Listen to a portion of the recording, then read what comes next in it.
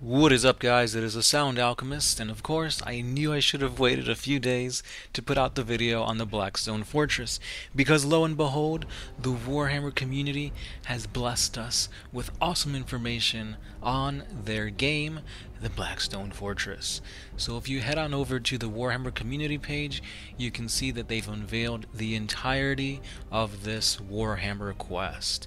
So, again, what this is, it's like a kind of like the Betrayal on Kauth, like it's like a standalone game that you use miniatures and you use cards, and there's like a tile system, and the rules are entirely different than that of 40K because it's similar to that of Dungeons and Dragons, where your characters like progress and they get stronger, they get augmentations such as like a bionic eye and stuff like that.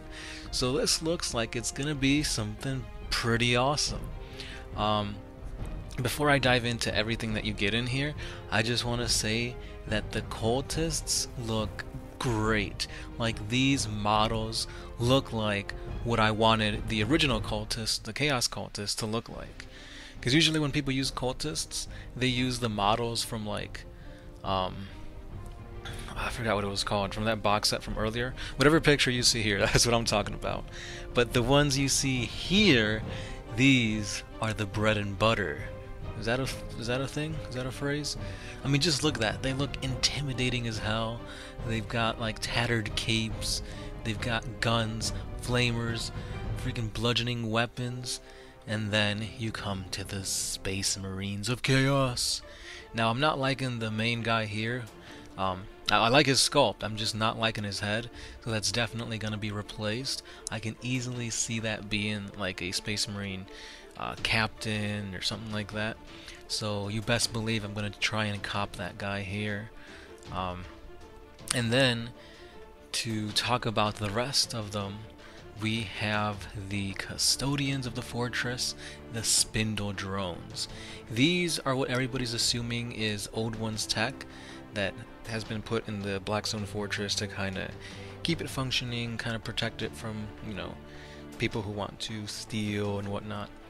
And surprisingly, if you look at the image here, they're not that big. They're actually pretty small as to what I thought they were going to be in size. But I mean, nonetheless, these War of the World looking aliens look pretty cool. I just wish they were a lot bigger. But anyway, continuing on, let's look at the cast of Xenos / Imperium helpers.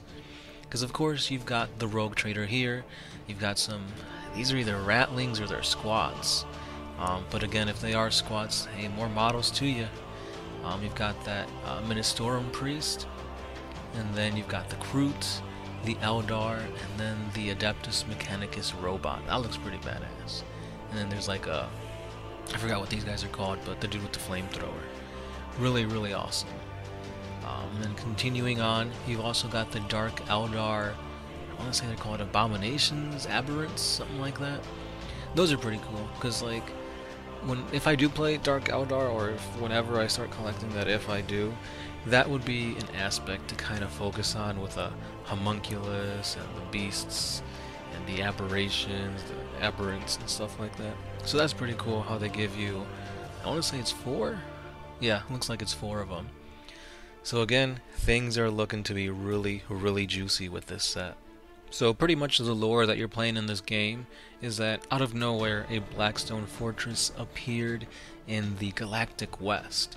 So because of this, all these Xenos and Imperial forces and whatnot are gonna go check it out, because knowing what a Blackstone Fortress holds, it has a lot of goodies.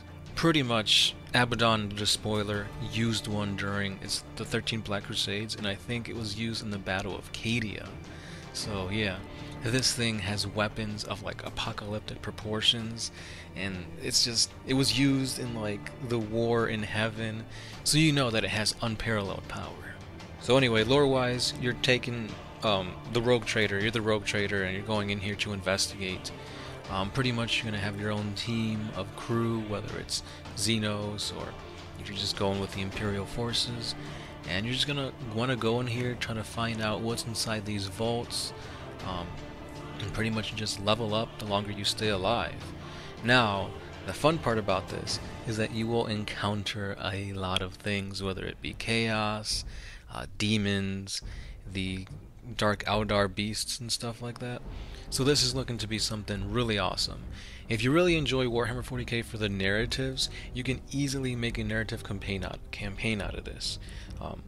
And from what I'm hearing, this is going to be further supported. So you're going to get expansions, the lore is going to continue, and it's just going to be a great time. Honestly, I'm really pumped.